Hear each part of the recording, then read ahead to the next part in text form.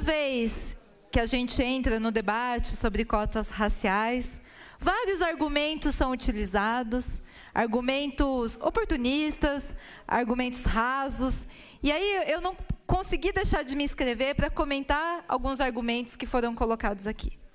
A primeira questão que é necessário dizer é que essa história de minoria é uma construção dos brancos para os brancos, porque os negros não são minoria. Os negros são a maioria da população.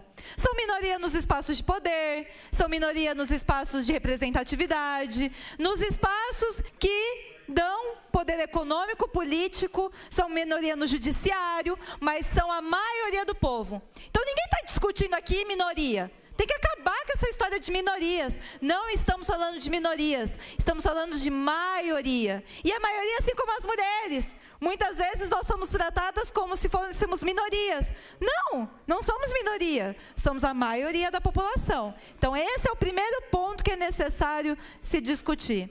O segundo ponto que é necessário se discutir, toda vez que a gente discute cotas raciais, vem um argumento do pobre branco. Na verdade, é engraçado que tem gente que só lembra de pobre branco quando está discutindo cota racial.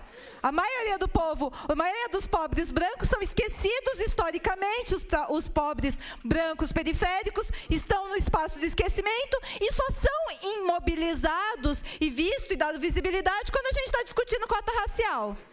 A discussão sobre a cota racial não é apenas uma questão apenas social.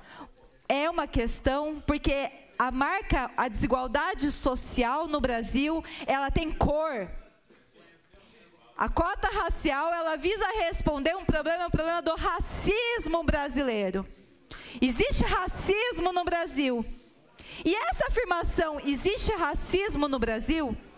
Essa é uma afirmação fundamental. O reconhecimento de que o Brasil é um país racista pela sua história, pelos mais de 300 anos de escravidão, as marcas que isso trouxe, o processo de abolição, que não foi um processo de abolição com reparação histórica.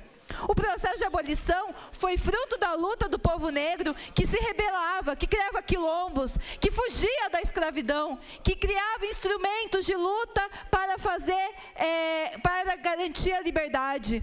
Mas a abolição, tal como ela foi feita pelos brancos. Os negros foram proibidos de determinados postos de trabalho, não foi dado para o negro as terras, não foi dado a riqueza que foi construída com o suor do povo negro. Os barões, vivemos nas terras dos barões. Vejam, Campinas, a terra dos barões. Os barões estão em várias cidades, em várias ruas, em monumentos. Mas em cima do suor de quem que foi construída a riqueza dos barões? Foi na base do suor, do sangue do povo negro. Então, quando a gente discute a necessidade de cotas raciais, não é cotas sociais, é cotas raciais, é o reconhecimento que existe racismo no Brasil. E a negação do racismo é também um instrumento de dominação dos brancos. Ora, o mito da democracia racial. Sabe por quê? Porque quando você teve essa abolição sem uma reparação histórica, quando os negros foram colocados numa situação de exclusão, sem conseguir emprego, sem ter acesso à riqueza, sem participar do Estado, porque o Estado, o governo, era todo construído para os brancos e pelos brancos. A verdade é que se criou um mito, e a gente pode discutir, inclusive em termos do pensamento social brasileiro, aonde que está esse mito, o mito da democracia racial, dizendo, não existe racismo no Brasil. O Brasil não existe racismo. Ora, essa foi uma construção ideológica dos brancos para não serem responsabilizados pelo problema da negritude. Essa que é a verdade. A verdade é que o mito da democracia racial foi uma mentira construída pelos brancos, para que os brancos não fossem responsabilizados, para que você não desse oportunidade, para que não se desse riqueza, para que não se desse a dívida que os barões desse país têm com o povo originário, com o povo negro. Então, A gente discutir cotas raciais é a gente assumir, existe racismo no Brasil. Isso não é nada de vitimismo. É muito engraçado, eu acho muito interessante que aí toda vez que a gente está discutindo nesse direito, vem essa discussão de vitimismo.